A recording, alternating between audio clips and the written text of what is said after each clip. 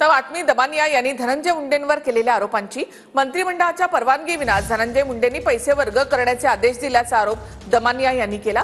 कृषी विभागाच्या पत्रामध्ये 23 सप्टेंबर आणि 30 सप्टेंबरला प्रस्ताव मंजूर झाल्याचा उल्लेख असून प्रस्ताव मंजूर झालाच नाही असा दावा दमानिया यांनी केलाय। दमानियांचा मुंडेंवर 200 कोटींच्या घोटाळ्याचाही आरोप आहे। कृषी खात्यात 200 कोटींचा घोटाळा झाल्याचा आरोप अंजली दमानिया यांनी धनंजय मुंडेंवर केला।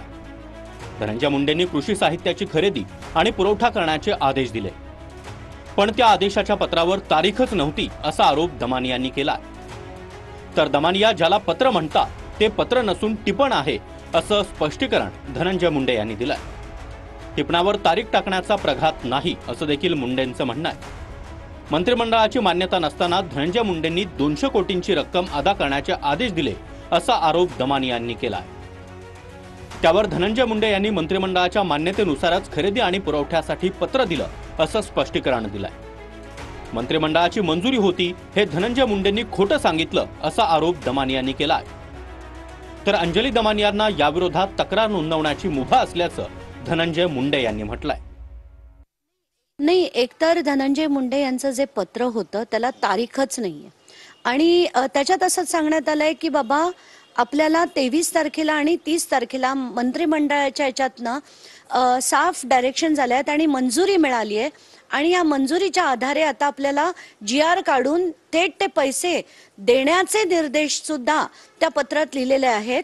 गंमत म्हणजे या पत्रावर तारीख नाही आणि दुसरी गोष्ट म्हणजे कुठल्याही प्रकारे कोणाचीही मंत्रिमंडळाची ना 23 तारखेला मंजुरी होती ना 30 तारखेला मंजुरी होती। कृषी आयुक्त ते कोण बिनवडे म्हणून होते, रवींद्र बिनवडे, त्यांनी स्पष्ट शब्दात लिहिलेलं होतं की जो 500 कोटीचा अतिरिक्त निधी मागितला गेलाय ते 10 नवीन गोष्टी विकत घेण्यासाठी केला गेला होता, त्या घेऊ नये आणि एक प्रत्येक आयटमच्या खाली त्यांनी स्पष्टपणे लिहिलेलं होतं की हे DBT अंतर्गतच देण्यात यावं।